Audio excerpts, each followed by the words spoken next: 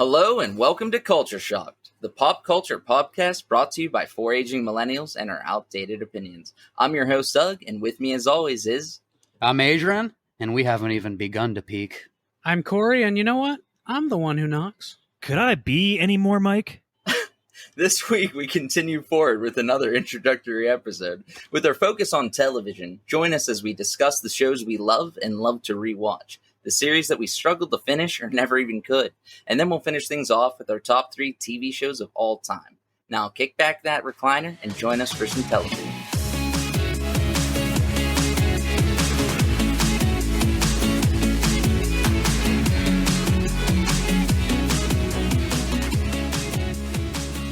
All right, and to just jump into it, we're going to talk about the shows that we just can't stop watching. The first one for me, it's going to be Futurama. It's the one I've seen the most, more than anything. I literally have a lineup of episodes that I'll just throw on all across the seasons, and they just never fail. I could watch them on repeat. Once they end, start them over again from the beginning. The show's just witty, timeless, and it still feels relevant, even though it should be outdated. Even all the movies they made in between that time when they weren't on the air anymore. Absolutely. Those movies are fantastic. And then the seasons that came after, well, if there was some slight differences, they were still funny and they still held up. It's just they kind of like lost some of that original flow that they had. Yeah, and it was the original first 4 seasons, I think it was, before they stopped and started making movies. 5 seasons. 5. Yeah. It was almost grittier and darker with harder lines. And then when it came back, it was almost more animated and cartoony. I think that was a showcase, a product of the difference in the times. Oh, I know. I'm just saying that is the gap between absolutely, it was off and back on was a completely different animation by the time it came back. Does everyone here like Futurama? Yeah, I'm definitely in the same camp as you guys. That probably still holds up as my favorite animated TV show of all time. Hands down, even above South Park and stuff. Yeah, I would totally agree. What's your favorite episodes? Oh, man. Doug is way better with the titles than I am. Corey probably I can tell you what the title is, probably. What is the one where they all get the refund of $300? 300 Big Boys. Yes. That could be my favorite. It's hard to say. 300 Cups of Coffee. I kind of actually like when a cartoon can go really deep and make you think. And I'm also a huge fan of like musicals. So my favorite episode's always been the Devil's Idle Hands or whatever it's called. Devil's Hands or Idle Playthings. Yeah. Yep, that's the final episode, actually. Before it went off the air. That might be my favorite episode. It's incredible. It's a good one. Is that where they get into like the fiddle battle, him and the devil? It's when no, that's actually a different episode. He gets the devil's hands and he learns to play the holophoner. Holophoner. And he puts on the opera for hedonism belt. A man writing an opera about a woman. Oh.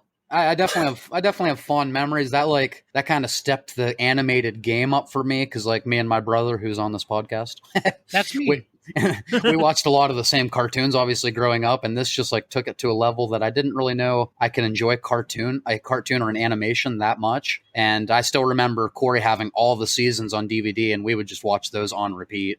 Yeah, it almost made cartoons acceptable as a form of TV instead of just animation. Mike, I can tell you want to say something. Let me share one quick fun fact because it's relevant to what they were saying. For a certain episode, I can't actually remember the title of this one because it's one of the newer ones.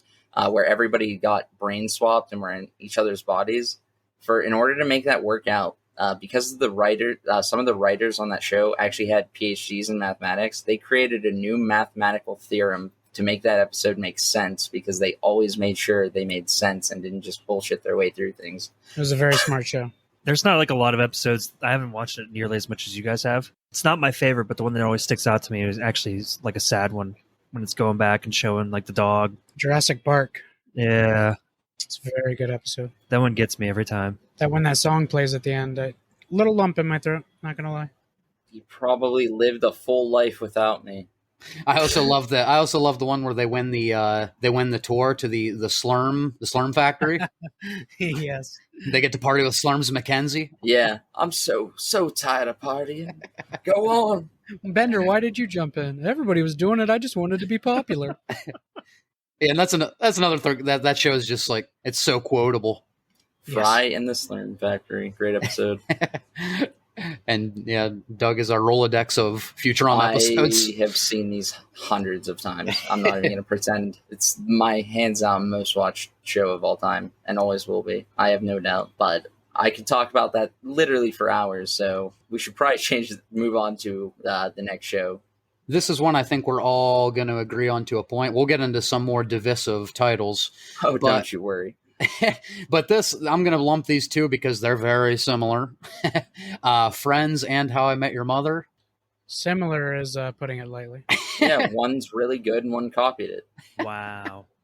So it was okay, but yeah, these are just you get my point. Some of my favorite shows I've seen so many times that like they're shows I consider like background fillers, which is like pretty much a show you can just put on in the background and even if you're not paying attention, you can just pick your head up and you know exactly where it's at in the story. It's always good for a random laugh. And these two shows, my goodness, I've seen them so many times. One of my favorites that I can watch over and over again since I was a kid is Boy Meets World. I agree. It was so well written. It's got so many funny moments while being able to maintain its serious tone. It was just really well done. I think I might be the only one of us four that didn't really care about that show much. It doesn't affect me one way or the other. Wrong-o. I can't say I don't like it. It's just one of those shows that kind of passed me by for whatever reason. I never really watched it. I think you had to basically watch it as you were growing up. So you felt like you were growing up with them. And that was like the magic of it. And you just don't get a lot of like shows like that or anything that runs that long to like have that experience. It kind of has that effect that I don't know if we talked about this on podcast, but Doug and I were talking about how he's never seen The Goonies. I've never seen it, and the time has passed. That's a movie I don't think you're going to enjoy as a first-time watch as an adult. First time I saw it, I was an adult, and I still don't like it. Yeah, I can't imagine I will. That's how I am with Ferris Bueller's Day Off. I think if I would have watched it when I was younger, I would have liked it, but I didn't watch it until I was in my mid-20s, and I was like, this movie kind of sucks. But you can hear about that on last week's episode. Nice. One of mine is infinitely rewatchable. I've seen it probably 10 or 11 times through is Scrubs. I will never not love Scrubs. That show is freaking incredible. I need to watch that. That is on my list as well. It's the perfect balance of drama and comedy. There's something for everyone. I mean, there was an unfortunate 9th season, but other than that, season 8 wrapped the show up quite nicely. For an unfortunate 9th season, it was still better than a lot of shows. And here's the thing. I love that season, but I wish it would have been called something else and it would have been a spinoff. I've come to feel the same way about that over the years. Season 9 was the wrong title for it. I would undoubtedly say that Scrubs is probably in my top 10 shows of all time. And that's a show I didn't even like growing up until my brother got me into it.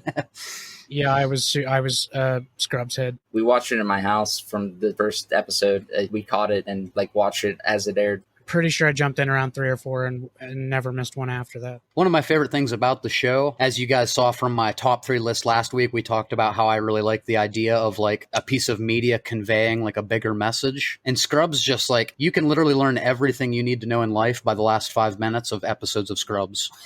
It is just presented in such a way. Nothing against Full House. I'm not a big Full House guy. This is like the version of everything I wanted Full House to be as far as teaching you life lessons. Just seeing things through JD's eyes, just telling you about love and loss and taking chances, and just the tones in the show, the themes in the show are brilliant. Are you telling me that you didn't learn life lessons from the family that could afford that size of house in the middle of fucking California? How rude. I learned my life lessons from a kid that got out of medical school and acknowledged that he was 6 figures in debt. To be fair, Danny Tanner on that show was a news anchor, so he probably made pretty good money. I didn't even know that. That was like a quadruple story house with a fully finished basement and attic. Well, did we ever figure out what his wife did? Maybe she was like loaded before she died. I believe there was a storyline telling what she did, but I don't remember. And her name was Pam. Oh, my apologies. 2 M's, that's the confusion. Oh, that's weird. Wait a second. Pam, how can I transition Pam? Oh, I know. Now it's time to talk about this boring show. Let's talk about one of the greatest shows ever made. I'm just getting that out there so you guys can hate me for it. Don't worry. Oh, by the way, that's the voice of Doug. Doug is the one who does not like The Office. And he's the only one. I am Doug, and I do not like The Office. He's literally Nice to the meet you. only one of all of you listening. Yeah, The Office is just definitely one of my favorite shows of all time. That is God tier television. Being somebody who's watched the entire series many times through, I can definitely go back and appreciate the first season. But as an initial watch through, I can see if it didn't land for people. Michael Scott was a total dick. He's sometimes very cringeworthy. Yeah, and they realized in season 2 that you can't make him a dick and a shitty boss. There has to be something redeemable about this character. So I like the direction they took, whereas season 1 was kind of a UK ripoff. Season 2 went its own way. It flew past the UK version. It surpassed it. Wasn't it actually supposed to be, it wasn't a ripoff. They actually wanted to have it made here just with a different cast. It was literally a remake of the UK version. Ricky Gervais is the producer of the show. And he was the one that played that character. He played Michael Scott. Well, David Brent, but same character as Michael Scott. They made it make sense for the audience here because that kind of humor is generally not the most popular in America. I personally love British comedy, so. Fun fact, Bob Odenkirk was almost Michael Scott. That would have been interesting. I don't think I could have hated it so much. Do you not like Steve Carell?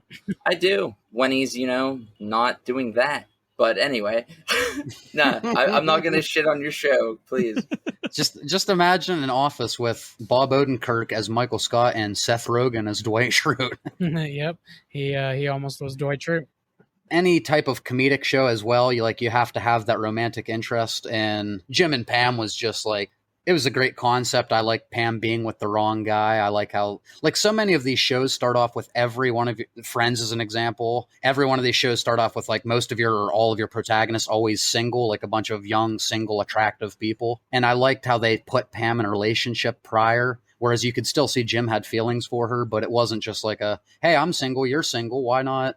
So I really like that part of the show. Unpopular opinion, I prefer Karen. She was probably a better fit for him, honestly, she was a dork, she was extroverted, she liked to go do things with him, she was fun. And Pam was kind of a straight-laced, goody girl. And there were moments through the show where there were moments I actually didn't like Pam. I felt like she was way too selfish. One thing, I don't think it's totally unpopular opinion. I'm in office groups, and for whatever reason, people love shitting all over Pam, and I never really got it. Oh, no, I love Pam, but... I know there are moments where she's selfish, but, people always try to form this argument, when she went to the Pratt School of Design, Jim was all for it, but when he wanted to follow his dream, she was a total bitch. When he went for his dream, he quit a full-time job, they had kids to take care of back home, and he was living like a bachelor in Philadelphia.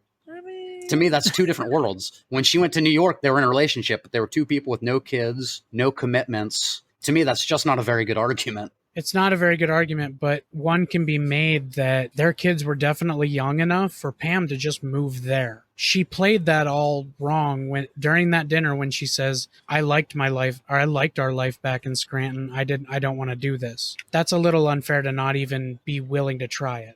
But he did accept the job without her even knowing. You're right. So they should have had that conversation. We could talk about that later on in a different episode. There will be an episode, yes. Believe me. Let's get back to stuff that we can all talk about. I would like to bring up a show that I think only Corey really has any other knowledge of. That is one of my favorites that I would watch over and over and over again. It's called Two Guys, a Girl, and a Pizza Place. Shocking. You named something I never heard of yet again. I knew you were going to say that. But it's where Ryan Reynolds going to start. Who's in that show? Fucking Ryan Reynolds. If it weren't for that show, he would have never been Van Wilder. Ryan, don't be alarmed. He's not stalking you, I think. He definitely is. Yes. Suppose there's a world where 99% of our listeners have never heard of this fucking show. Why don't you give us a quick elevator pitch of what the show is? It two guys, a girl, and a pizza shop? Sell us this show. The very first 2 seasons were Two Guys, a Girl, and a Pizza Place. And then the last 2 seasons, it only ran for 4 seasons. They dropped the Pizza Place moniker, and it was just 2 guys and a girl. It's centered around these college friends. They're all 3 of them are best friends from college. The two guys, they both work at the pizza shop originally. There's no point to the show. It's kind of like Seinfeld, except funny. It's one of the first things Bill Burr ever cameoed on. Really? It is true, yeah. Bill Burr cameoed on it. I like that dig, though, Mike. Keep that energy. Yes, so let's get it out of the way now. There are 2, arguably 3 people on this podcast panel that have the very wrong opinion that Seinfeld is a terrible show. It sucks. Seinfeld sucks. It's not funny. There's nothing funny about it. There's no good characters. Every character sucks. I hate it does them all. not suck. I know my brother will at least watch it if it's already on. I don't know why. The other 2 absolutely hate it. My brother can at least acknowledge that Jerry Seinfeld is a great stand-up comedian. He's not. And most... I've Absolutely seen almost is. all of his specials, and I do laugh most of the time through it. I understand why some people wouldn't like his comedy, though. It's very hack. As in, he's a hack. It's hack now because he did it. If you would do it now, it's hack because it's Jerry's. He is so influential in stand-up comedy that he has his own style. If you're hack now, it's because you're trying to be Jerry Seinfeld. He did it first. If I can make it past 5 minutes of his stand-up, it's already better than the show. You have to watch it every episode of the show. I know. The genius of Seinfeld is, listen, Jerry Seinfeld is a shitty actor. He's terrible. He is hard to watch. But What you do do you have good mean? actors on the show. See, I know that. And you have not just Jerry Seinfeld, but you have the mind of Larry David, who's another comedic genius. And obviously the character of George is loosely based on Larry David himself, which is why George is hands down the best character in the show. I'm going to just drop this hot take. I've never found anything with Larry David to be funny. You are a son of a bitch. No, but what I love about Seinfeld so much, and if it's boring, I get your take on that. Obviously, you're wrong, but I get the take. It's a very monotonous show. It explains the everyday, boring things you go through. It explains how you're hungry at a Chinese restaurant and you're waiting to get a spot and you can't get a spot. And they take that and they make a half-hour episode out of it that is funny the entire way through. That's also known as one of the best episodes in the series. The ones that they replay over and over and over again on TV, they are probably the ones I like. The Chinese food restaurant where they can't get the seat, and the mall parking lot where they can't find the car. Kramer's intern, Kramerica Industries. Kramer was my favorite part of the show. I like the way he enters rooms. He has a high energy. He was a very good physical comedian. And the funny thing is, like, when I was a kid liking Seinfeld, Kramer was my favorite part because he's so over the top. As I grew older, I loved George Costanza so much because he's such a cynical There was a douchebag. character I liked, the fucking mailman, Newman or whatever. Oh, yeah, Newman. Oh, the guy from Jurassic Park, right? Wayne Knight. He's in a lot of shit. Now, don't get me wrong. I still like Kramer the most in that show. I identify with George more now that I'm an older Yes. adult. I definitely see his viewpoint on most of the world. Kramer's still my favorite part. Yeah, and I'll admit I'm not even an overly big fan of Jerry Seinfeld or Elaine in that show. But like to me, George and Kramer, and then of course you're talking about Jerry Stiller as George's dad, who's Absolutely. brilliant. Rest in peace. Mr. Costanza, rest in peace. Those two alone and some of the side characters for me are enough to carry that show. And Jerry gets better as the show goes on. He's never a great actor, but he does get a little more believable. He smiles less at the camera by the end of the show. There are a He lot of does. moments in the first couple seasons I couldn't stand watching his face because he's so obviously acting. Yeah. So apparent that I couldn't watch it. Well, Elaine, what do you mean? It's actually a pretty good Jerry impression. Anyone can do it, kids. But anyone can do it because he paved the way. He is Jerry I've Seinfeld. studied him for hours and days. If you try to do it on stage, guess what? You're a fucking Jerry Seinfeld wannabe hack. Never want to do that Because he's Jerry. Yeah, but George Carlin was the pioneer of an industry. Richard Pryor was a pioneer of his style. Jerry Seinfeld is the pioneer of clean, Of comedians I never want to be like. hackish comedy. If that's what, We got yeah. it. And comedians you never could be like. That's not the insult you think it is. And on that note, I'm going to say bazinga. Ugh. Because we're going to jump into the show Ugh. that I like that nobody likes, and that is The Big Bang Theory. And I don't even have a specific reason for loving The Big Bang Theory. I am an ultimate nerd. I love everything, comic books. I actually loved science in high school. I don't understand everything they're saying on the show. I'm not a genius, but I do get most of the jokes. I understand why some people might not like it. It is a show that you don't realize is from the viewpoint of the neighbor girl who's not smart. And yeah, I get it. It's weird to have 4 super nerds. The whole show is about science, but the main character is not a scientist. So it's weird. And you know what? I will say, I read an article the other day that actually is the only time I ever thought, oh crap, people are right, it's not going to hold up, is there are a lot of very specific references in Big Bang Theory. They talk about things happening at the time. They talk about actors that nobody's going to remember in 20 years. They do a lot of references that people are not going to know in 20 years from now. So yeah, it's going to be outdated, and I'll probably be a select few who still like that show 15 years from now. You literally could not have segued into this show with any worse of a word for me. Bazinga. Yeah, because the story of that, and the reason I used to hate The Big Bang Theory before I ever actually tried to watch it, is I'm a huge Flash fan, and I was wearing a Flash t-shirt out at the bar one day, and some drunk kid goes, "Bazinga, yeah, that's Bazinga." And I'm like, what the fuck do you, excuse me? No, this is the Flash. I actually can explain that. They made a Flash lightning bolt shirt that said Bazinga on it. I don't care. They made a fan shirt, and don't care. It did change what people see that lightning bolt as if you're not a nerd. Pissed me off so bad. That was annoying, yes. I'm just going to make an assumption that Sheldon at some point wears a Flash shirt. I do know that, yeah. That's like one of his shirts. There's an episode where they all dress like the Flash for Halloween. I've seen a couple seasons, and I did like the first few.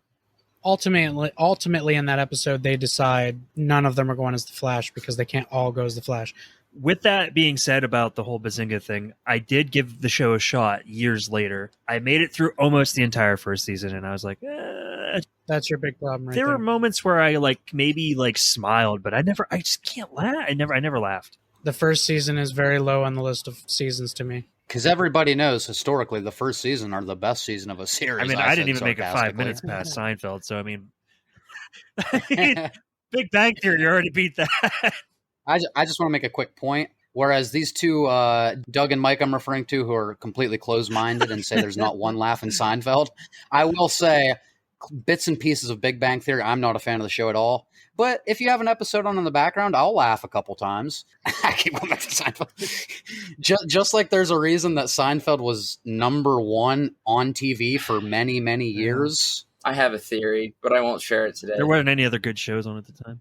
Big Bang Theory was hugely popular for a reason. I mean, there is good value there. It's a good, popcorn show, I guess you could say, to put on in the background. It's good for a couple laughs, and I don't even like the show. But I'm not closed-minded when they're talking about Seinfeld. Mike saying that there was no other good shows on the time. That's real cute coming from the guy who likes Raymond.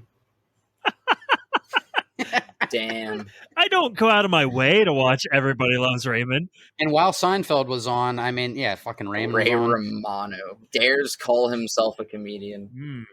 Fresh Prince of Bel-Air, Friends, Boy Meets World. There were good fucking shows on while Seinfeld was on, and it was number one. Seinfeld was ending when Friends was in its first season or two, maybe, but it was above Friends. Well, just like Schwitty Warberman Jensen, it was number one. He was number one. We just really bring up SpongeBob with shows from that time. It's a TV show. Yeah, that is. I love it. No, I love it. It changed the game. I am a 35-year-old adult who will still put SpongeBob on and watch it. In case our listeners never heard this, SpongeBob was supposed to be an adult cartoon originally for Spike TV. Thank God they didn't do that, because that would have been stupid. They still peppered the elements in that everybody knows, like Krusty Krab. Every show that they put on Spike TV sucked, though. So, what about 1,000 Ways to Die? Especially that one.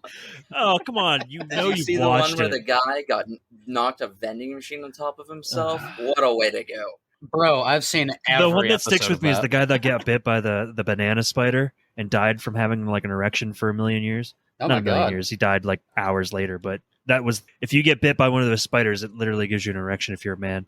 For some reason, the one that sticks with me is a guy was jumping back and forth on hotel beds, full adult, and went out the window. I guess my thing is I just don't believe any of them. No, they're not. Most of them are not real. Some of them have to be real. I refuse to believe people are that stupid. Some part of me believes that there's more to people than that. That is a very optimistic view. I know. Since we all shared one, the one that sticks with me is the guy that had an allergic reaction to a condom while he was sleeping with a girl, and his I don't know how to say this. His penis got swole up and exploded her lady parts. Okay, there's no way that was real. I don't even remember that one. That was amazing. I don't know if there's a PC. I might have got drunk and made that. Speaking of genitalia malfunctions, Game of Thrones is one that I've actually rewatched several times. Same here. I am with you on there's that one. genitalia. There's genitalia malfunctions in There's that. lots. There's so much genitalia. There's genutalia. A specific that. character might have more problem than others in that department. Like, does he have Ed? You'll have to watch it and find out. I do need to watch that show. There's one very specific mutilated genitals in that show. Mutilated? Holy fuck. A Greyjoy of sorts. Tyrion Lannister, Red Wedding, Jon Snow, words I know from Game of Thrones that Those I don't are the only watch. things Adrian knows about. I'm sorry. As you've noticed, Adrian thinks it's cool to hate popular things. Tells us how wrong we are for not liking Seinfeld. Seinfeld, The Office, Doug, hypocrite. Am I coughing? Enough. I've always wanted to watch Game of Thrones, but then when I heard it ended stupidly, it kind of turned me off of the idea of watching it. That's a very controversial opinion because I love the ending. The knee-jerk reaction was, oh, this was stupid, but it's fine. To defend myself from Doug's claim, I never said I hate Game of Thrones. I just haven't watched it. Yeah, but it's fine, Mike. You should watch the show. I still probably will now that I have HBO Max. Is that a plug? No, it's not a plug. No. This episode is sponsored by Please HBO get Max. HBO Max. Do the do. Wait. We got to cut Can we all say of that out. I guess we'll find out. Fake sponsorships. Yeah, let's see what brought to you by- happens. There's really only one other show that I want to bring up. That 70s show. Yeah. There are so many quotable fucking All lines right, from that let's show. talk about this for an hour and a half. Oh, we have to cut it down to an hour and a I half. myself not being able to rewatch the entire show. I pick out more like key episodes as I go through. I get up to especially towards the end. season 7. I can't rewatch season 8. Although there is my favorite Yeah. episode, my favorite scene comes from season 8, and that's when Fez argues with Fatso the Clown. No, you mean when Bob? Right. Yeah, when Fez pretends to be Fatso the Clown. Fez is the boy. Bob and No, well, I'm sorry. I apologize. No, but that scene is probably To be fair, in the series, Bob is kind of a ladies' man, and in season 8, Fez is a ladies' man. Hey, Bob pulls Brooke Also, Shields. I don't have to pull the obvious here, but they're both part of that scene, so it's a pretty easy. Mix. Yeah. No, that scene is hysterical. That's the best scene from season 8. If anything, I'm glad season 8 happened just because of that scene. The only thing I like about season 8 is that scene, obviously, and how each episode was titled after a Queen song. If I'm not mistaken, in season 8, that's when like the really good kid hung out with them one night and fell off the water tower. And I think that was actually that was the end of season 7. That was the end of 7. Charlie? And then the beginning of 8, they talk about how Charlie fell off the water tower and died. Oh, yeah. And that's how it became the Charlie whatever memorial. And then, of course, season 8 introduced the worst character ever, Randy. Randy. And it's so funny, I never made the association why I hate Seth Meyers so much. And I didn't know that Josh Myers is his brother. Oh. So every time I see Seth Meyers' Wow, face... they really do look really similar now that you... Don't they? It never really clicked. I never knew why I subconsciously hated Seth Meyers. I'm like, the guy's kind of funny. Why do I hate his face? It's because he's Randy. Fucking Randy. Yeah, no, but yeah, that 70 show is fantastic. Oh, yeah.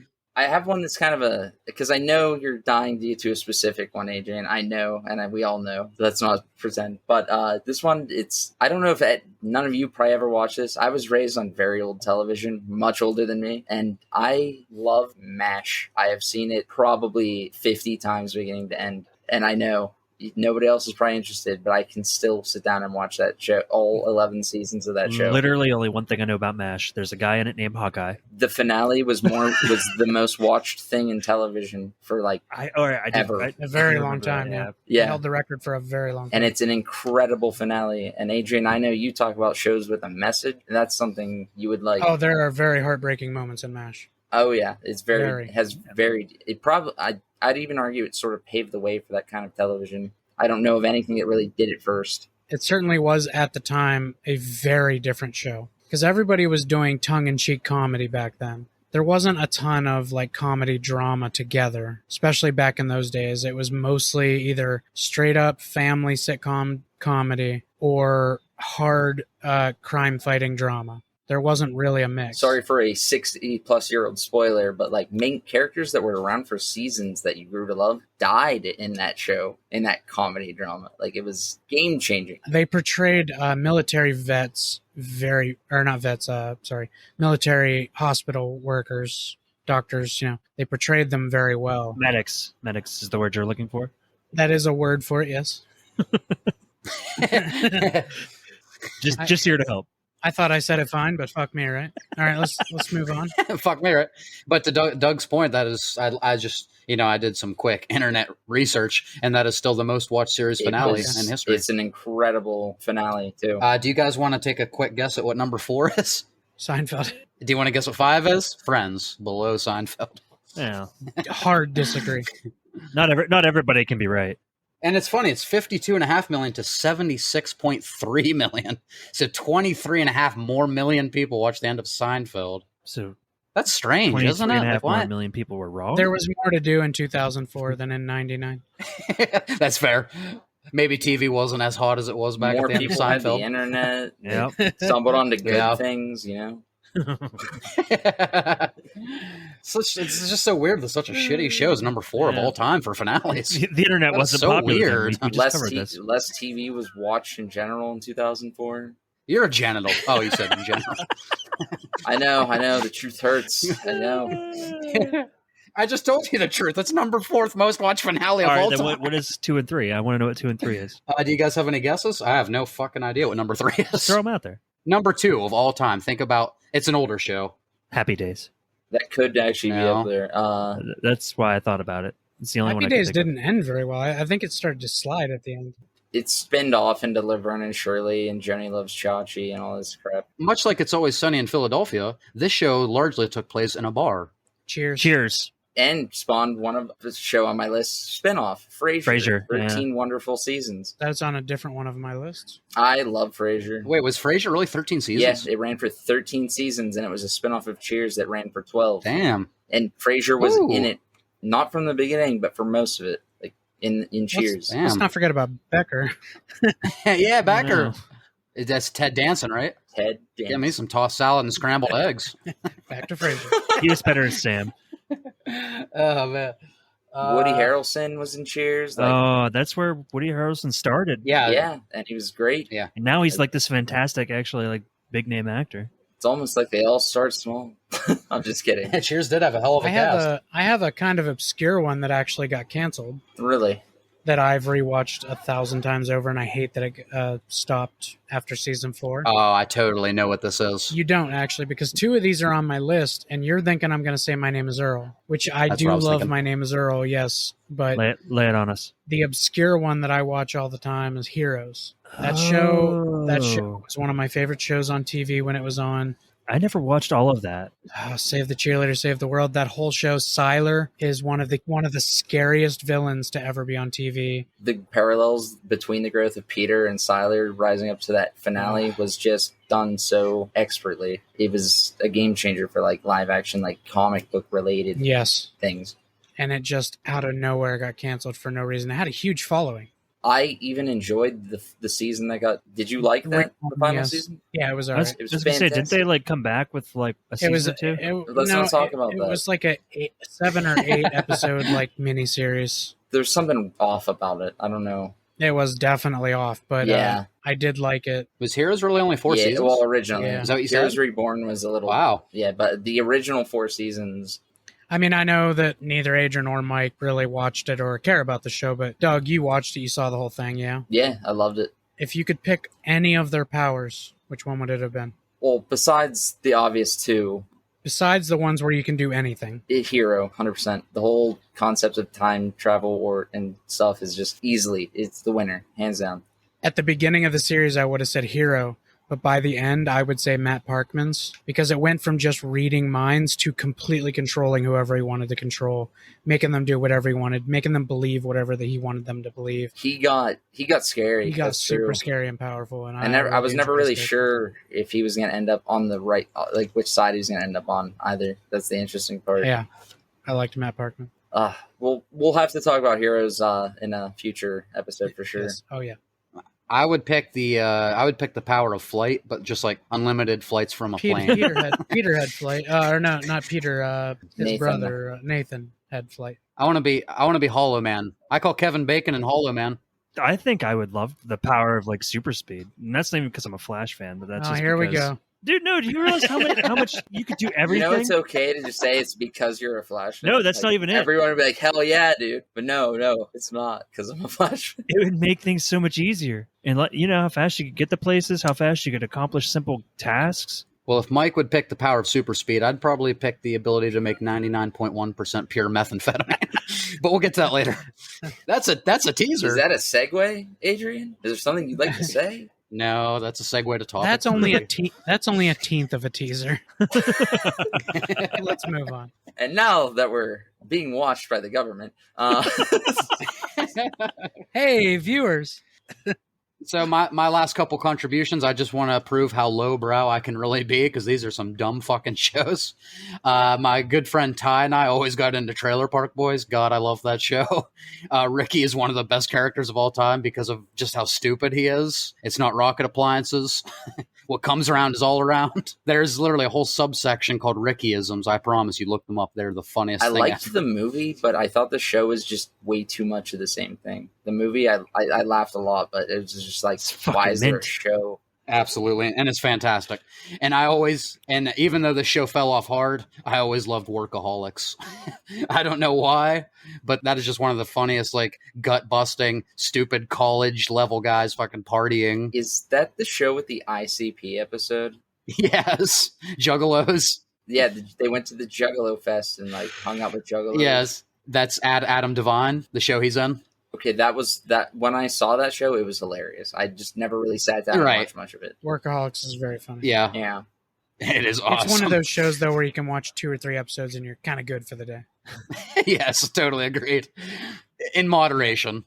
One of mine is Sons of Anarchy. I can watch it over and over and over again. We're just trying to breeze through these last couple because we could talk about TV shows for hours and hours. Just last one I'll mention. If you're a 30-year-old male in 2021, you watched Dragon Ball Z when you were growing It's on up. my list too. Everybody, yeah. And I still love it. I probably rewatch it once a year, every year since I was at that age too. I've somehow just shoved it into little holes of time. When we were young and it was new to Cartoon Network. Toonami. It was, 5:30 or 6:30, I think it was on. Sometimes it was for 2 hours, 4 episodes. Those were the best hours. Every time they would air a new episode, new to us, every time they would air a new episode in America, me and Adrian would get out the paper and we would draw a comic strip for each episode. Oh, damn.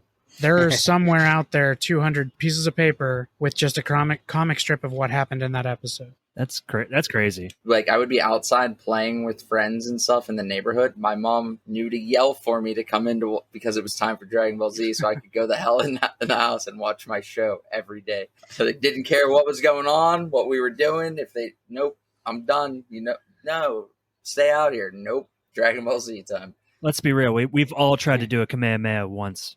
I succeeded once. Whoa, what? You've only tried once? I mean at least once. I succeeded. I was very drunk, but I'm pretty sure I succeeded. Drunker kid. This is definitely an entire episode waiting to happen. Yeah. Because we could literally talk about this. I could go on and on about each episode. Every one of us loves Dragon Ball Z. We will. I only have one more to talk about, and it's not even, we don't even have to really talk about it too much, but it's one of my all-time favorite shows. You guys make jokes at me when I bring it up. It's Buffy the Vampire Slayer. I've just never seen it. If you like vampire stuff, it's the original. As far as like TV shows go, it's the original, and it's way better than... I think the Originals was a spinoff of another vampire show. How dare you? First of all, how dare you? First of all, how dare you? Was there any more to that? No, it's an office quote. I know Doug wouldn't get it. I don't get it. Now, Mike, if you want to take like 30 seconds to a minute, I mean, because we're probably never going to do an entire Buffy episode, so I mean... I just, it's iconic, and, it's got a huge cult following. It's what made Sarah Michelle Gellar who she is. It's why she was in the shows or the movie. She turned down a lot of movies, actually, to stay in Buffy. Yeah, she was huge, like, in the 90s. She was actually really iconic in the 90s. And that's where she stayed. It is where she stayed. I don't know why I thought Allison Hannigan was Buffy. No, she's Willow. She actually got powers in that show and everything. Allison Hannigan is probably the one who benefited the most from Buffy. Yes. Because she became big and got into, American Pie, and then later, obviously, into How I Met Your Mother. If Jason Segel just could have put down those damn cigarettes, they could have made it out. That's true. I remember. But we'll get to that at another time as reading well. about that. But that is a story for another time. Any more last mentions? Because we gotta move on to the next topic, guys. Fresh Prince. I'll just throw in there Doctor Who. I can put it on and watch the same episode 15 times in a row. Still enjoy it. I didn't know you were a Doctor Who fan. Oh, I love Doctor Who. I've liked I haven't seen any of the current Doctor. I only saw half of Peter Capaldi, and then I lost the station it was on, and I just haven't caught up yet, but I'm sure I would like it just as much as all the others. I saw 3 episodes of the bald guy. I have no idea what his name is. The bald guy? Yeah, that's the best I can tell you. That's his name. Didn't you know that? And also, Brooklyn Nine-Nine is coming to an end this season, and that devastates me. That It is had a good show. run. He's the 10th Doctor, by the way. Yeah, absolutely. Oh, okay. The bald guy. He's The only guy in from one Brooklyn season. Nine-Nine? Yes. Yes, Terry Crews. he's the 9th Doctor. But anyway, we got to get to the next topic. This one, honestly, is really easy for me. Shows that you just struggled to get through or just gave up on altogether. I think people are getting that about you already. Yeah, I know. And that's fine. I don't want them to misunderstand me. You could have even have liked it, probably, and it was just like, one was enough. Like, it's not something you're going back for seconds. I'm just going to drop it right away. I'm not going to hold this back. I'm not going to make you wait. Firefly. It was so bad. I couldn't even get through 2 episodes. That's why it only lasted 1 season. It has the most ridiculous cult following. I agree with that, actually. I have never been able to say I hate Firefly without pissing somebody off. This might be the first. Honestly, I love Nathan Fillion. I do too, as the Green Lantern. I love him in Castle. I don't love Joss Whedon. No. But, I mean, I saw 1 episode of Firefly I think I liked, and then I watched 2 more, and I was like, oh, no, thank you. And I never watched anymore. Andy Tudyk's in that too? I just couldn't. I didn't see the appeal, but I've just been like bitched at for over a decade because I didn't like it. It was almost like him and Adrian and Seinfeld. It was like an affront to his personal being that I did not enjoy it. Here's the thing about Seinfeld. Now, go ahead. Fuck. Being the nerd I am and having the group of nerd friends around me that I do, yes, Firefly has a crazy cult following. And whenever they're talking about it, I basically just zoned out because you're going to make somebody mad. I don't get it. Yeah, I agree with you. I just thought that was a song by Breaking Benjamin. Firefly. That's all I knew. I don't know what you're talking about. So I know like one Breaking Benjamin. Well, then song. you and I are on the same page, but in opposite Yeah. ways. I was like, right, that band. I Firefly know. sounds cool. It's sad. We already talked about 2 of mine on this list. Save some time. Mike, do you want to get into the one we agree on? I don't know. I know you guys aren't big on like the crime genre, but I was a huge fan of Bones when it first came out. I actually managed to make it to like season 12. Holy I was shit. tired of it after about season 7 Why'd you watch 5 more seasons? because I was invested, and I thought maybe it'll get better. Time cost fallacy at work. Okay. I was finally like, I can't. I never finished it. I was like, it's too fucking boring to me now. Ladies and gentlemen, you found the one man that watched 12 seasons of Bones. Here he is. I think there's like 13 or 14. The line's not shooting out the door. Go ahead and take your time.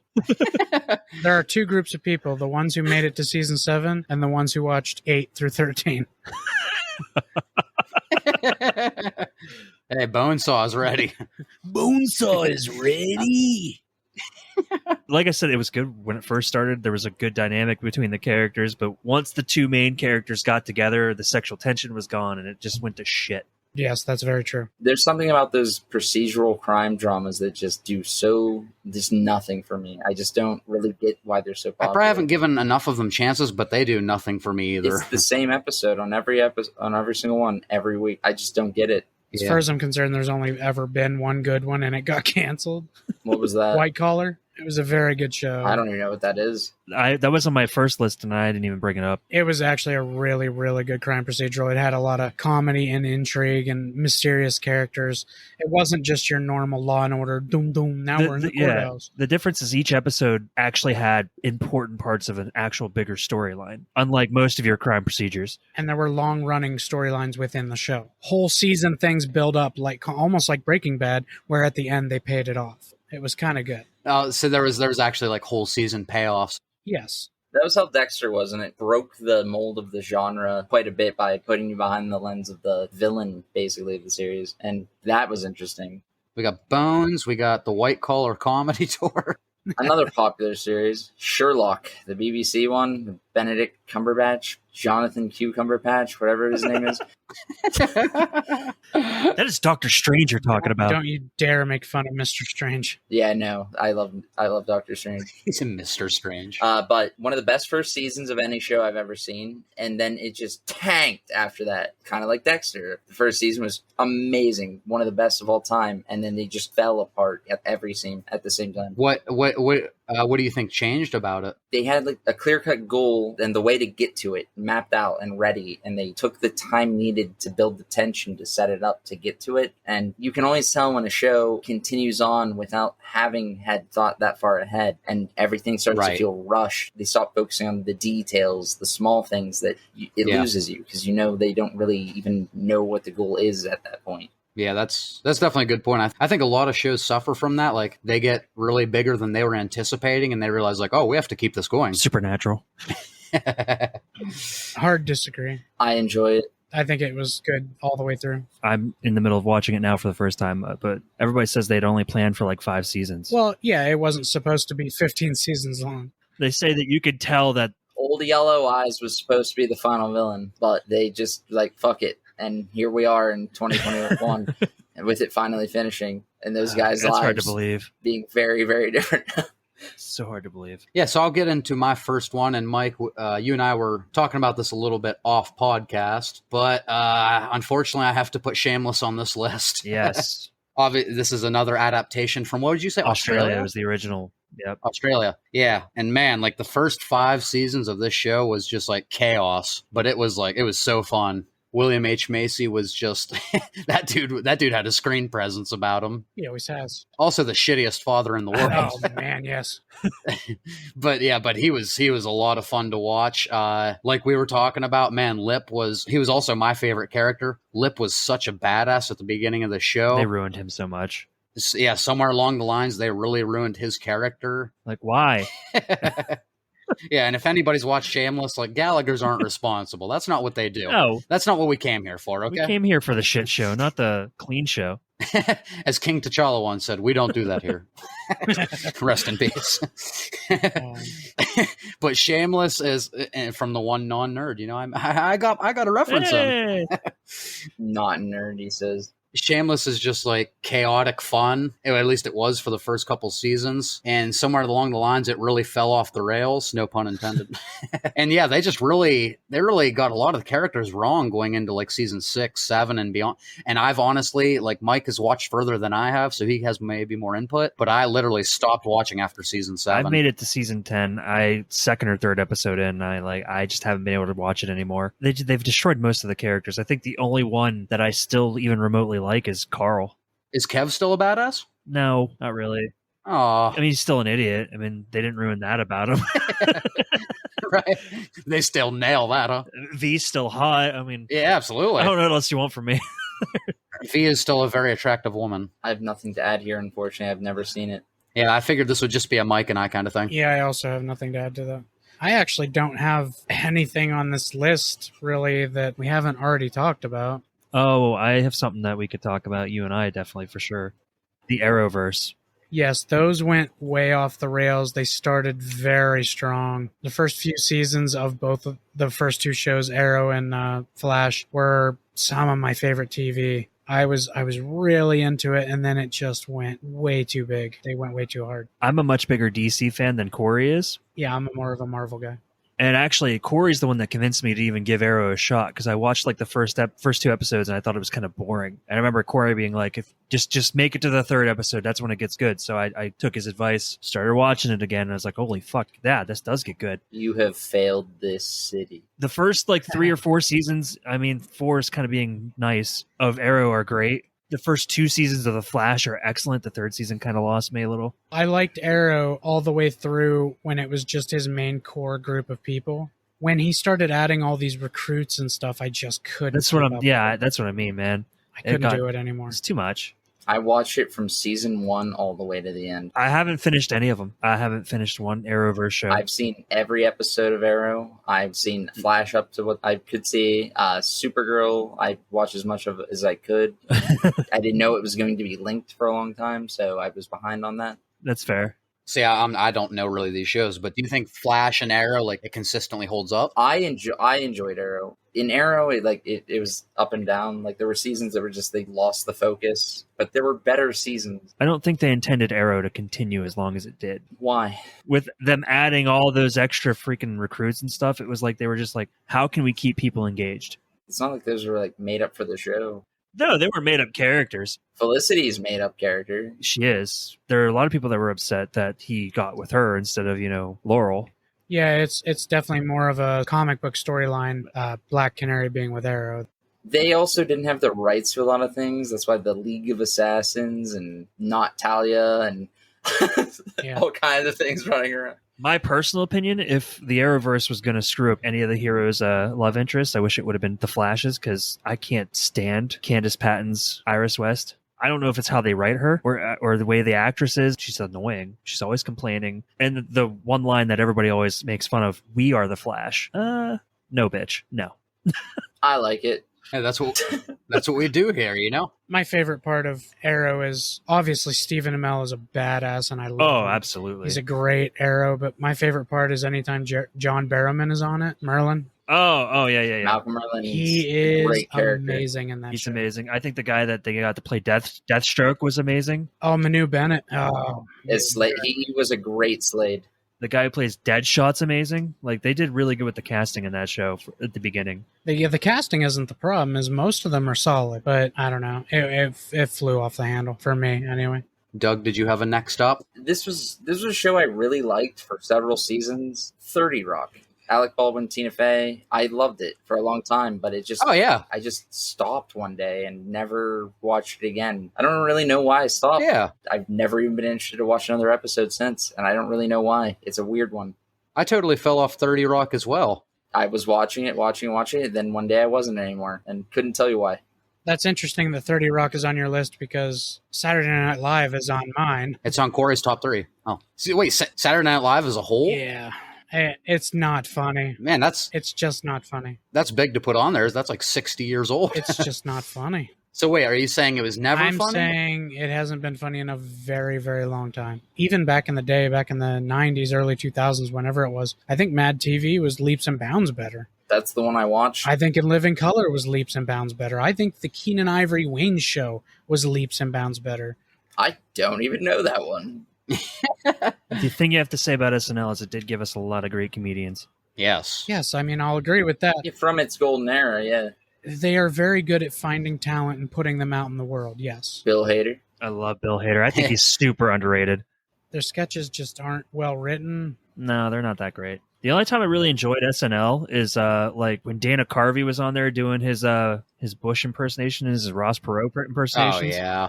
But like even during like the David Spade, Adam Sandler, Chris Farley. Yeah, I like all those guys, but I that's like the golden age. I like all those guys, and I've gone back and watched some of their characters on, and I just don't care. Van Down by the River?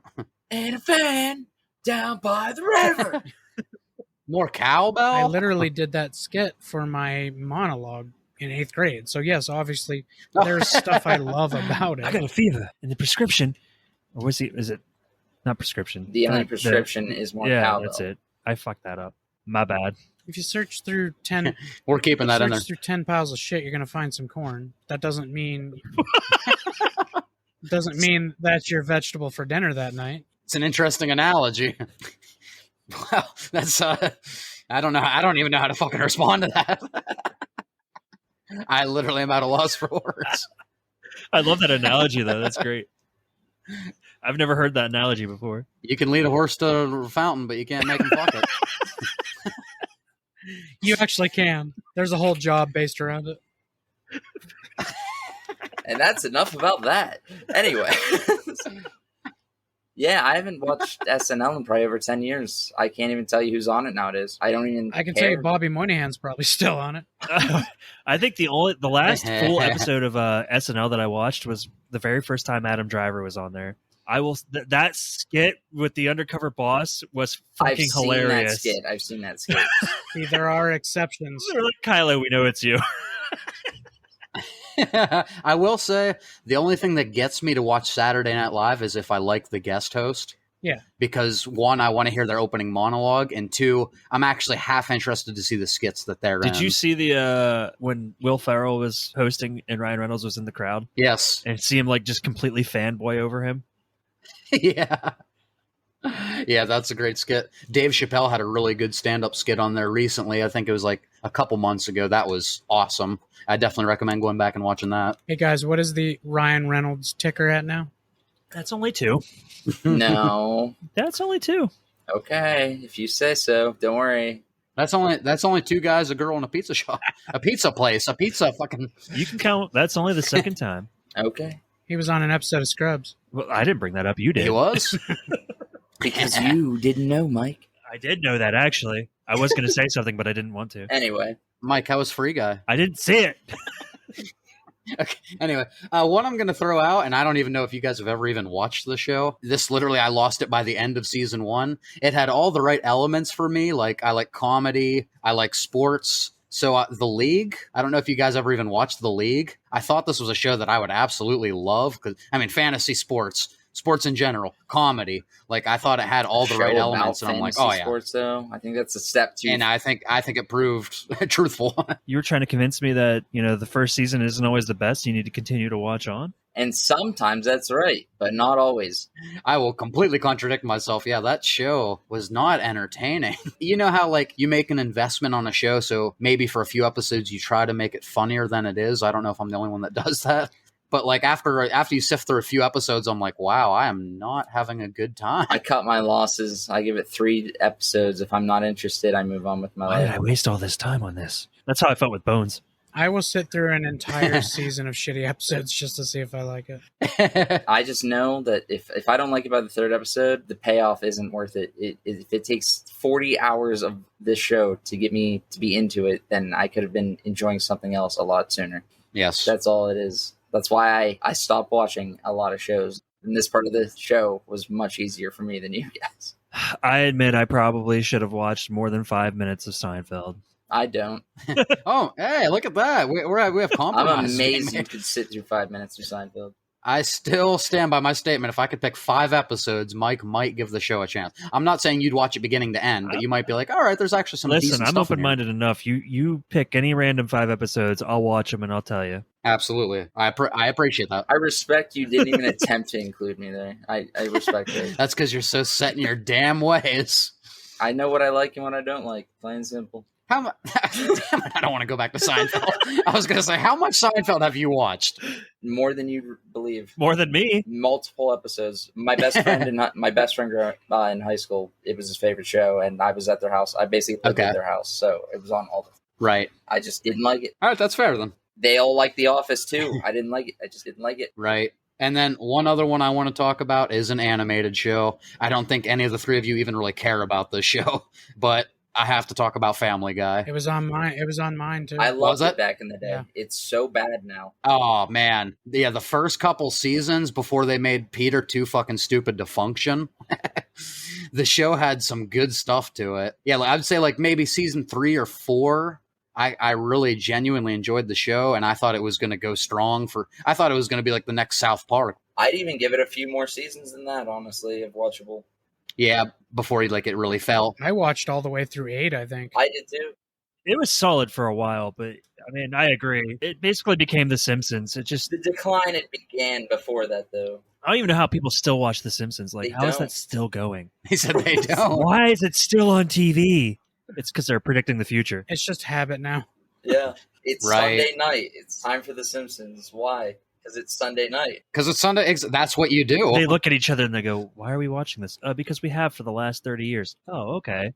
Simpsons is kind of like picking through shit to find a couple pieces of corn or something like that. Hey, I knew that was a saying. It is now. It's going to catch on. Corey, can we talk about just one more that you watched more than I did? One What's more. that? I don't have a lot to say about it, but The Walking Dead. Oh, I'm still a huge I fan. watched 1.5 Yeah. episodes. Lost interest. I thought this one had to go to this list. I know Corey has watched every episode, and he'll agree that there's definitely some dip in quality There's at certain whole points. seasons that are, if you aren't a huge fan who's invested, you're not going to like it. I stopped right when Negan showed Right. up, so I mean that's my bad.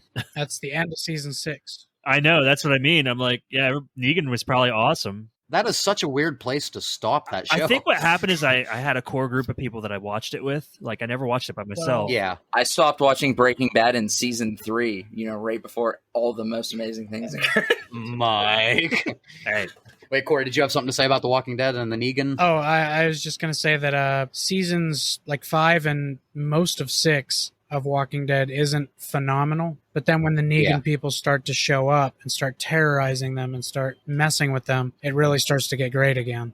And Okay. to me, it was great still for another 2 seasons. And then 9 was kind of slow. The investment for that payoff is too steep. I heard that the Tiger King's in The Walking Dead. Is that correct? Ezekiel, yes. Oh, that's not the Tiger King I'm referring to. Not Joe Exotic. I was going to say Tony? The tiger? No, he's not the king. He's the tiger. They're great. And also another thing that really turned me off is just because he was such an ass in the show, but I love John Bernthal. And I really like the character of Shane. Like, that dude was a total badass. They actually kept him around way longer than the comics. I believe in the comic he took an arrow right through the face way early on. In or something. issue 2. Yeah, they shot him right in the face and killed him. And it's not an arrow. That's somebody else that dies by arrow. Oh, my bad. Okay. But I was so happy to see him die when he was a zombie. Yeah, like as a human? No, when he was a zombie. Yeah. When he was a zombie. I thought you said you were happy to see him die when he wasn't a zombie. Speaking of things that they did that weren't in the comics, Daryl was not even a character in the Walking Dead comics. He was never even and in the he comics. is easily one of like everybody's favorite character. It doesn't have to be, though. I'll be the guy that argues that. Like, I'm just saying they don't have to be actors of the comic. I know I would piss people off, but like I wish somehow, like even if Shane would have got separated from the group, if they would have like kicked him out, I wish there could have been like a payoff seasons down the line. I just really wanted Shane back. I loved him. There were many instances in Walking Dead when characters left in like season 2 and came back in 7. Yeah, right. That's what I mean. That's why I wish I could have seen that, but what was that guy's name that first helped Andrew Lincoln's character? I can't think of his name right off the top of my head now. Glenn is the first person to help. Not Glenn then. Morgan. You're talking about Morgan. Yeah, Morgan. Yeah. He's Morgan. in it like first a couple episodes in the first season, and then he disappears and then comes back. He's only in 1 episode in the first season. And then he comes back seasons later. Yeah, absolutely. So I just figured that had to be on my list somewhere. I knew we could talk something about it. Sounds like that's going to pop up down the road from the sounds. It will. How deep you guys were getting. Especially with it ending now at the end of the season. This episode is sponsored also by The Walking Dead on AMC. Yeah, absolutely. Don't look that up though. Just accept it. There's no code for 10% off. We have no code for you, no website, and no Twitter to follow. Sorry. Not yet, at least. So now it's time for us to move on to our top 3, and as fucking impossible as it was, we have to pick 3. It's the rule. I've already kind of mentioned 2 of mine, so I don't really have to go into any detail, and I'm gonna leave the last one for another person in this group because he's just more passionate about it than I am, and it's hard for me to admit that, but it's just a fact. So I'm not even gonna name it. I'll let him do it because I know it will be on that list. It's got to be on all of our lists. It's on my list. Exactly. But Futurama and MASH, 2 of my favorite shows of all time. The third one will be my favorite of all time, but I'm not even going to say it. I'm just going to, whoever's next. I'll just go ahead. I kind of took a cop out here because I can't do a top 3 with sitcoms and like dramas. So I had to do a top 3 with of both. Definitely maybe. That's not on. That is a movie, sir. Nobody's Okay. favorite movie ever. Sitcom wise, How I Met Your Mother, Friends, and The Office. Those are my top 3. Yeah, I mean, Great Yeah. list. As far as dramas go, as much as you can call them dramas, I touched on Buffy a little bit earlier. Phrasing. I won't mention the other one because somebody else will. My second one would be Burn Notice, which we did not talk about at all. I'm sorry, I know you guys don't. I love Burn Notice. The first 4 seasons are great. Mike always has one. He always has one. I love the first 4 seasons so much. Definitely Burn Notice. Plus, you know what? I love Bruce Campbell. So Yeah, I mean, who doesn't love Bruce Campbell? He's an American icon. He's Ash, for Christ's sake. This is my boomstick. He gotta catch 'em all, hates right? that, by the way. I'm also not going to say my number one because I'm going to let somebody else say it because it's all of our number. I mean, it's on all of our lists. It's probably one on all of our lists. It's We'll probably talk about it the most when it's yeah, gonna we're gonna have a couple. The key that led this podcast group. It almost did. We're certainly going to have a few things to say about it. So my other two are South Park. Really? I've watched it since day one. Top 3. rewatch it over and over and over again.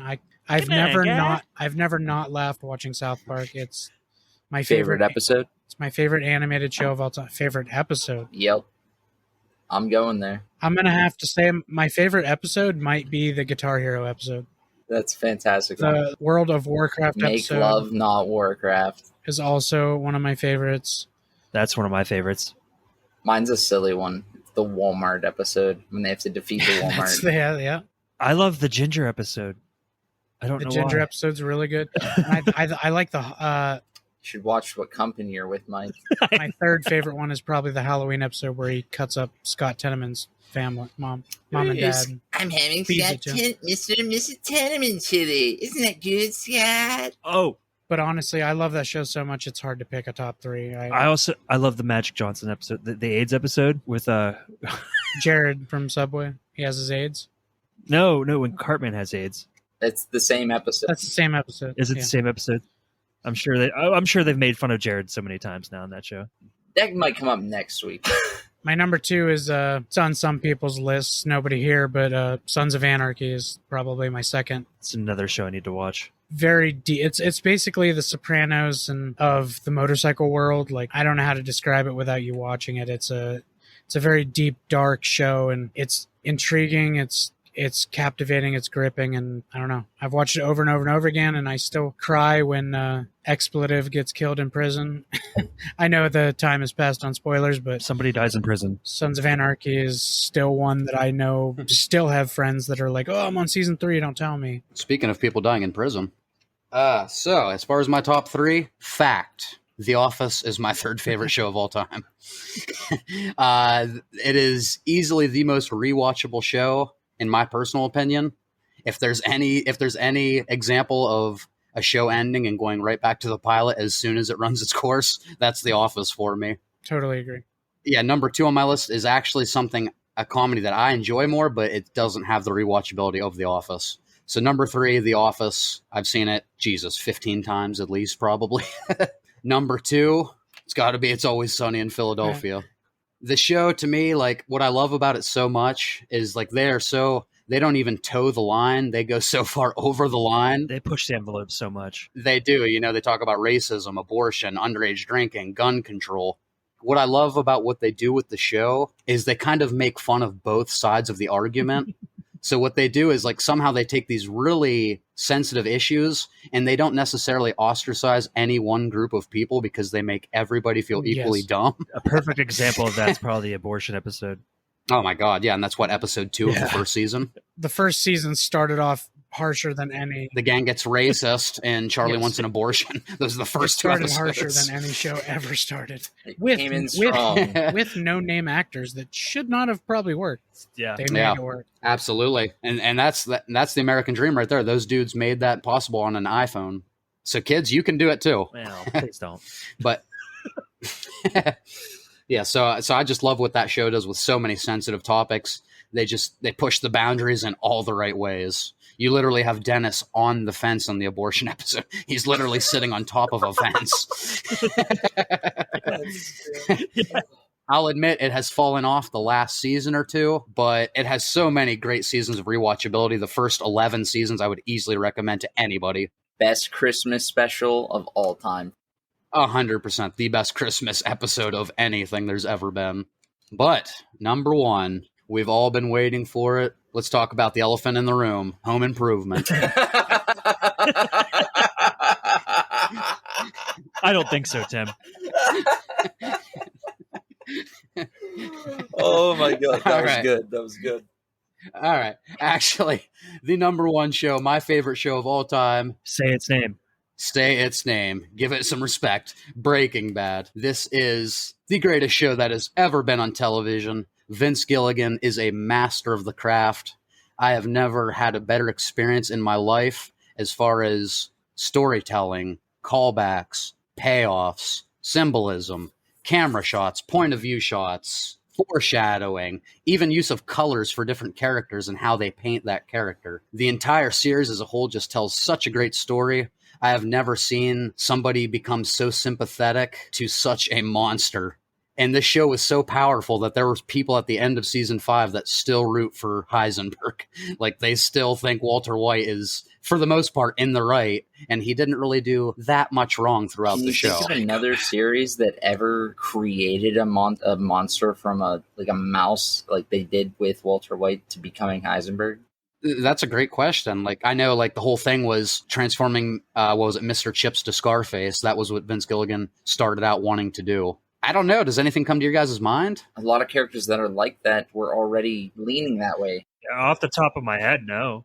You take a brilliant show like The Sopranos, but Tony Soprano was an evil dude from the beginning of that show. He's the Don. And I love Tony Soprano, but that dude was evil incarnate the entire time. No, and the reason that nobody's ever turned the likable, happy family man dad into a complete fuckwad villain is because that's a very dangerous career move, and usually is not going to pay off if you don't have the genius that is Vince Gilligan writing it and directing it and overseeing every step of the way and never letting one little thing go unnoticed, never having one little thing. And for example, the episode where Ted trips and hits his head on the table. Before that even happens, there's a scene where he's going to answer his door and he just kind of trips on the carpet a little bit. You almost don't notice it. You almost don't even notice that that's going to come back. At the time, it seems so inconsequential. You're like, why did they even show that? You don't even realize it's going to be a huge part. Chekhov's gun. Chekhov's gun. Do you think that anybody else could have been Walter White if Bryan Cranston wasn't? No. The next runner-up was actually John Cusack. I don't see that. I don't see it. You know, in hindsight, you never know how something like that would have gone. I didn't know Bryan Cranston was going to pull this off, to be honest. Considering Bryan Cranston was Malcolm in the Middle Dad, which I grew up watching. How? Nobody believed he was going to be as good as he was in the show. Vince Gilligan, who saw that one episode of The X-Files. Yep. Yeah, Vince Gilligan had him on an episode of X-Files, and he's like, that's my guy right there. Going back to Doug's question, you know, I think the reason that it was pulled off and actually worked so well with turning Walter White into a monster, he was able to manage to create another character that you started to feel sympathy for while you were losing the sympathy for Walter. You mean like the alter ego he had? You think like Jesse and Walt, they went completely different directions as far as like your sympathy goes. Oh, okay. You're saying Jesse. I thought you meant Walt versus Heisenberg. You're talking about. I actually kind of see Jesse as what was left of Walt in a way. Yeah, I could see that. And the genius part about that is that absolutely could not have been Vince Gilligan's vision from the beginning because Jesse wasn't supposed to make it out of season 1. Right. Yeah. So he adjusted his whole show to having Jesse be like his son, basically. He did this on the fly. Yes, that's a good episode. By the end, Aaron Paul was just on the equal level as Bryan Cranston, in my opinion. Like, yeah. I didn't think much of him at the beginning, but by the end... Oh, yeah. Aaron Paul is a phenomenal actor, yes. He killed it. Still, I'm just blown away that he went from, like, that annoying dude in season 1 to, like, becoming one of my favorite actors. When he's standing in that house screaming, he can't keep getting away with this. Oh. It breaks your heart. Because Jesse was just a kid and Walter fucked his whole mind up. He delivers on so many scenes, but like that dude is like the way he cries, whether it's after Jane dies and Walt's trying to pick him up from that house. Incredible. And you know, like I killed her. And then like when they kill Andrea, just like his cry it's ear piercing. Like it's just he makes you believe it. My heart breaks for that dude, even though he's a fucking rat. Out of all the scenes, the very end when he's driving away and just doing that crazy laugh, that was what was like, fucking incredible. Like that was it for me. Like I promise you, even people that have watched the show, just go back. Even if you go on YouTube and watch like Easter egg videos, you literally catch something new every single rewatch. Like parallels. It was brilliant when Jesse's first getting into heroin with Jane. Just the way they have Walt is rolling the baby on its side so it doesn't vomit, and it cuts right from Jane putting Jesse on his side right to Walt putting the baby on the side. My God, that's masterful filmmaking right there. There's just so much to love about that show. And we want to keep talking about this, but we have to call it there. This is extreme restraint on our part, so this episode isn't 3 hours long. Before we end this, though, I actually have a question. Think hard about this. Is there a show that you're currently watching or that has not finished airing that do you think can replace one of your top 3? Yes. What show? The Boys. The Boys. I have yet to watch that. I heard it's good. The Boys, I am addicted. I can't wait for more episodes. And I've never been this invested in a show, maybe ever, from day one. And I'm a huge Walking Dead fan, and I was obsessed with that show. I'm more obsessed with The Boys than... It's incredible. Billy Butcher in that show is one of my favorite characters ever in anything. Wow, okay. I'll have to check that one out. I haven't really heard much about it. I've heard many great things about that show, actually, but I have yet to watch it. Mike, you got one? I do. I recently made a deal with a friend of mine that if they watched The Office, I would watch Supernatural because I'd never seen it before. I'm only into the second season, and I've loved every minute of it so far. And I think it could easily replace one of my top 3. I'm gonna go out on a limb and tell you it's probably Burn Notice that'll replace. I'm gonna remember this and ask you that again in 13 seasons, and I want to know if you still feel that way. Okay. As someone who has, I only have 8 episodes left. Adrian. So I'm really waiting to go with the whole Gilligan universe. I'm really waiting and anxious to see how season 6 of Better Call Saul pans out. My God, that show has gotten better and better each season. Season 4 and 5, I put it up there with Breaking Bad, honestly. Better Call Saul hasn't consistently hit the quality of Breaking Bad, like it hooked me right from the start. Better Call Saul is a pretty slow burn for the first season and a half, 2 seasons. I really liked the first 2 seasons, personally.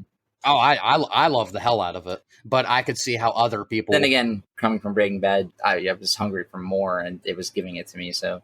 Right, and El Camino didn't give it to us. I have yet to watch that, and I need to. I thought it was a good movie. I think you'll like it. I just don't think I care about the stuff with his brother. I just didn't care about it. Oh, that gets so good. Let him get there. He'll get there someday.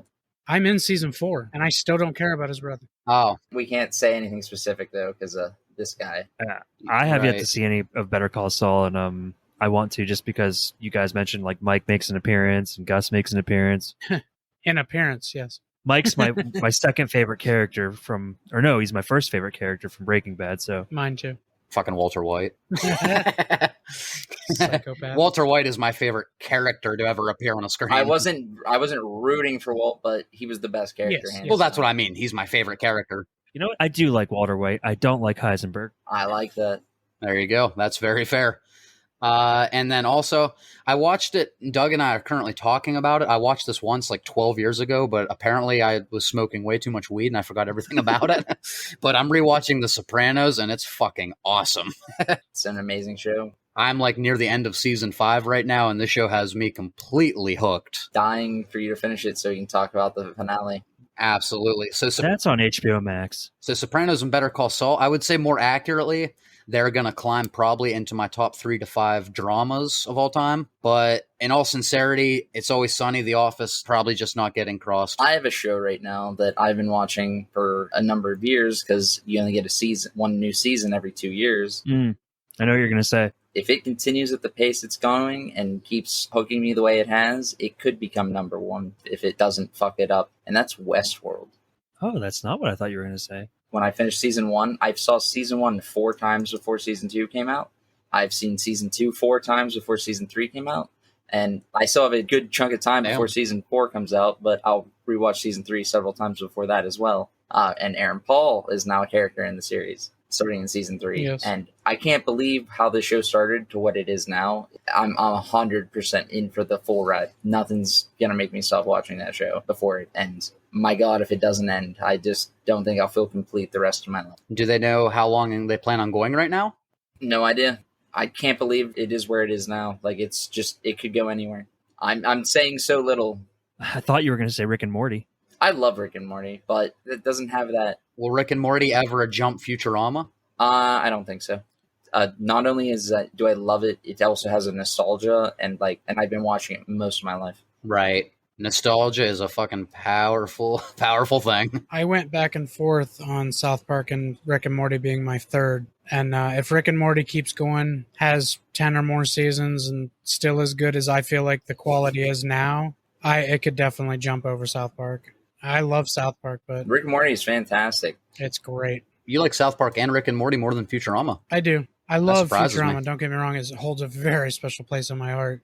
Don't probably third. I mean, I would definitely, if I had to gun to my head, I'd put it third. But As far as like animated shows? animated, yeah. For me, it's not even just animated. Okay. Futurama stands up with any show for me. What do we call Dragon Ball Z? Because that's a whole other discussion. Anime. Anime. It's just another show. It's just a show. I don't really separate animation and stuff. For me, if it's a good show, it's a good show. I had to separate it because I wasn't sure how I was going to do my list. Yeah, I know what you mean. But yeah, there will never be a top 3 list without Futurama on it for me.